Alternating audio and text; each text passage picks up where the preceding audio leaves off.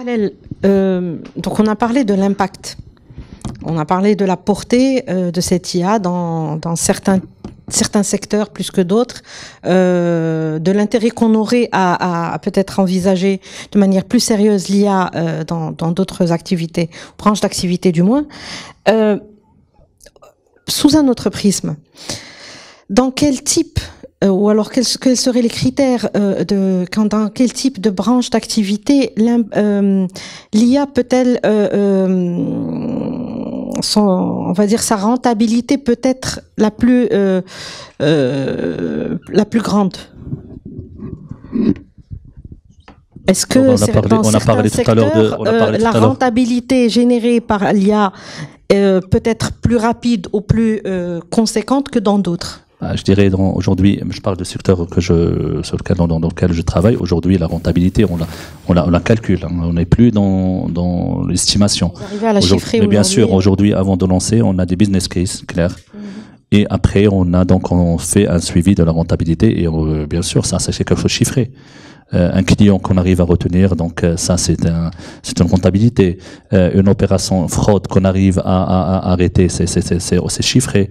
Un client qu'on arrive à catégoriser et qu'on cible d'une façon de marketing, parce que aujourd'hui le ciblage marketing aujourd'hui il est personnalisé. On n'est plus dans le ciblage ancien. On lançait des millions de SMS pour tout le monde. Aujourd'hui, le message que j'envoie à A, c'est pas le message que j'envoie à B. Et pour faire ça, j'ai besoin de l'IA qui va catégoriser en fonction de profil et de comportement du client. Mais bien sûr, je dirais aujourd'hui sur le finance, c'est clair qu'il y a un intérêt. Après l'industrie, je sais pas trop, donc je laisse les personnes qui maîtrisent. Mais sur la partie finance, l'intérêt il est là. D'ailleurs, on a une entité aujourd'hui, data, qui fait que ça. On a aujourd'hui des personnes, des ingénieurs, des data architectes, des data scientists, des data gov. Donc on met en place la qualification, la qualité de la data au niveau des banques. Donc il y a un investissement énorme. Il y a tout ce qui est l'infrastructure technologique, aujourd'hui des data lakes basés sur le big data, des solutions. Aujourd'hui l'investissement est là et normalement nous, on projette la rentabilisation. Et ça entre dans le plan stratégique d'une banque. Aujourd'hui, le plan stratégique d'une banque, c'est ces 5 ans, et l'IA, elle est partie prenante. Donc, il s'est intégré dans notre... moi, je parle du secteur financier. Après, je laisserai mes collègues parler des autres secteurs. Je pense qu'il n'y a pas un secteur particulier où l'IA peut être plus rentable que d'autres. Ça dépend des use cases, ça dépend des cas où on utilise l'IA. Dans l'industrie aujourd'hui, le cauchemar d'un industriel, c'est un arrêt d'une ligne. Avec l'IA aujourd'hui, il y a possibilité de prédire, selon certaines circonstances, quand est-ce qu'une machine peut s'arrêter. Donc, on peut anticiper cet arrêt. Donc, un arrêt d'une machine, c'est la production qui s'arrête, etc. Et donc, le ROI, il est vite fait calculé. Sur le secteur, comme on a dit tout à l'heure, de segmentation des clients, là aussi, on peut canaliser nos efforts sur une catégorie ou plusieurs catégories de clients au lieu de balayer tout le monde. Comme a dit tout à l'heure, c'est Adil, les clients à qui ils vont accorder les crédits, c'est pas une base d'IL 100 000, c'est 5 000. Donc pareil, dans tout ça dépend du cas d'utilisation. Il n'y a pas un secteur pour moi où c'est plus pertinent ou là c'est plus rentable. Ça dépend de chaque cas de figure. Qu'est-ce que vous en pensez? Alors, je suis d'accord avec ce que vient de dire Aziz. Bon, bien sûr, il y a des secteurs qui vont de toute façon, sur le plan humain, qui vont participer de manière plus forte au développement humain, qui vont être plus impactants sur l'humain, sur la terre et sur la nature. Maintenant, aujourd'hui, c'est comme si on se pose la question, est-ce que dans une entreprise, il y a une entreprise qui devrait avoir plus des PC et plus d'informatique que d'autres? Je pense que tout le monde doit avoir de l'informatique. De la même façon, aujourd'hui, je pense qu'on est à un instant où toutes les entreprises doivent avoir de l'IA. Tous les collaborateurs au sein de l'entreprise doivent avoir les outils nécessaires de l'IA qui vont leur permettre de fonctionner, d'être augmentés, d'être plus productifs au quotidien. Maintenant, je vais revenir juste à 2 points. Le point de l'éducation est fondamental. Je suis tout à fait d'accord avec Dr Mahaz sur le fait que l'éducation, on est à un instant particulier de l'histoire de l'humanité. Il y a eu une première révolution, deuxième révolution industrielle, où on a inventé l'école de masse. Et aujourd'hui, ce modèle est un modèle qui a été fait pour former les ouvriers, les techniciens et les ingénieurs qui travaillent dans les usines. Je pense que ce modèle, il est arrivé à sa limite. Aujourd'hui, on doit être vraiment dans la personnalisation avancée de l'apprentissage. Chaque enfant a une façon d'apprendre qui est différente, a des particularités. Et le rôle de l'IA, c'est vraiment, de la même façon qu'on l'a appliqué dans des domaines commerciaux pour la personnalisation de parcours client, il faut qu'on l'applique pour la personnalisation de parcours éducatif, de parcours de formation.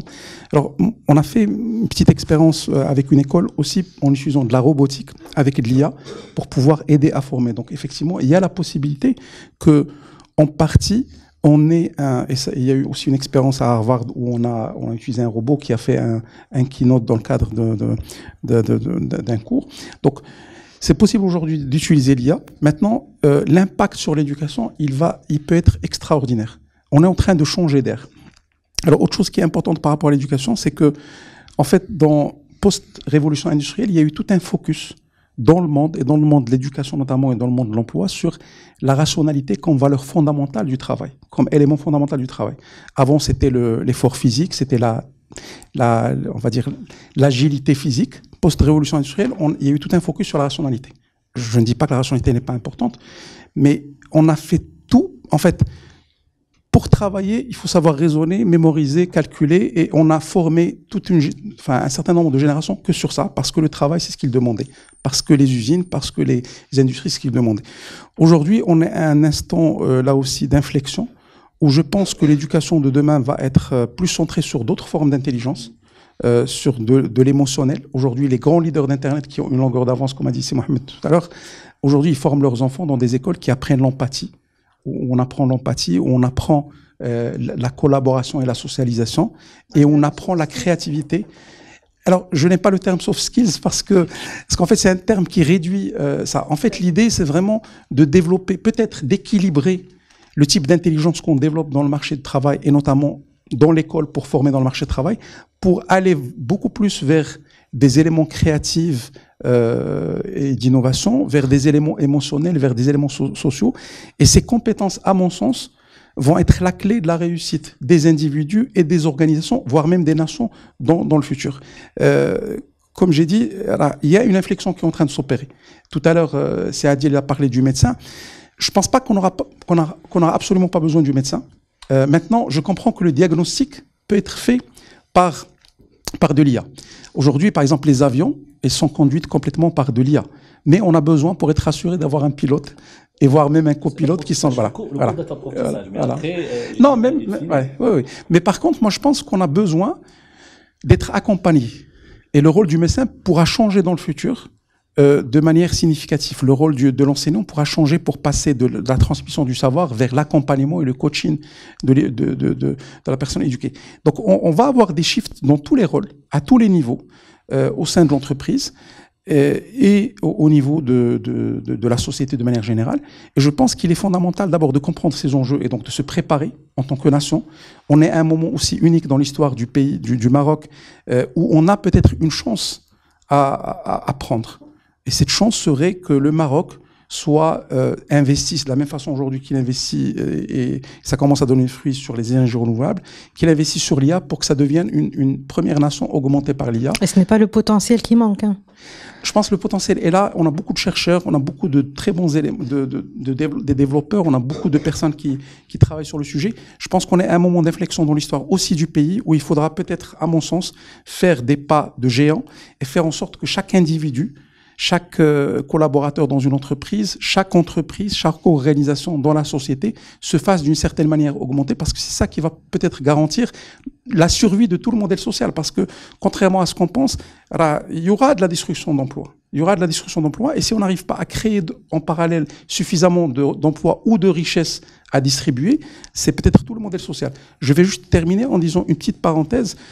Ça paraît anodin, mais l'invention de l'imprimerie il y a quelques siècles, a fait en même temps développer de nouveaux empires, notamment en Europe, et a fait couler des empires comme l'Empire ottoman et l'Empire chinois, qui avaient au début interdit l'impression pour des raisons soit culturelles, soit sociales. Et donc, si on n'arrive pas à comprendre ça, alors la seule différence, c'est qu'à l'époque, ça a pris plusieurs siècles. Maintenant, ça va peut-être prendre quelques décennies. Juste par rapport à ce point, moi, je dirais que le profil de l'être humain, il va changer. Aujourd'hui, les fonctions, ils vont changer. Je prendrai toujours l'exemple de ce qu'on est en train de faire. Aujourd'hui, le cas de fraude. On a parlé tout à l'heure de fraude. Et aujourd'hui, on a un algorithme aujourd'hui, on a des dizaines de contrôleurs. Je prendrai l'exemple concret, des contrôleurs qui faisaient des opérations de contrôle dans les agences, dans le réseau, ils prennent les opérations. Aujourd'hui, ils sont incapables de contrôler le 100% des opérations. Aujourd'hui, on a un algorithme qui est capable de tourner et de sortir les hits. Les hits, c'est les soupçons de fraude. Comme ça, les personnes qu'on était en train de mettre dans le réseau pour faire des opérations et de contrôler un pourcentage minime, et aujourd'hui un algorithme qui ratisse large, et le pourcentage sur lequel qui sort, là ils vont être concentrés sur diagnostiquer ces cas. Donc en quelque sorte les métiers, ça c'est un exemple, les métiers ils vont changer. Mais ironiquement, les profils ils vont changer. Le profil des fraudeurs il va changer parce qu'on va le contourner parce qu'on va. Mais l'algorithme il va changer en fonction de changement. C'est ce qu'on est en train de faire parce qu'aujourd'hui au quotidien on a les opérations de fraude et au quotidien on est en train d'adapter le process parce que les banques aujourd'hui on est les plus attaqués dans les fraudeurs. Au quotidien, ça c'est au quotidien, on a des personnes qui font que traquer les comportements et adapter nos parcours et nos process. Donc. Et les fraudeurs aussi, ils sont pas dans un autre monde, ils sont dans notre monde. Donc ils vont utiliser aussi l'IA. Exactement.